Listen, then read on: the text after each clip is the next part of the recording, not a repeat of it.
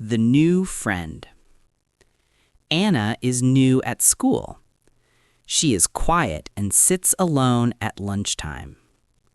She eats an apple and looks at the other children. They are talking and laughing. A boy named Sam sees Anna. Sam is friendly. He walks to Anna's table. "Hello," Sam says. "My name is Sam. What is your name?" Anna is surprised. "My name is Anna," she answers softly. Sam smiles. "Do you want to play a game with us? We are playing with toy cars." Anna smiles too. "Yes, please." They walk together to the playground. Anna is happy now. She has a new friend.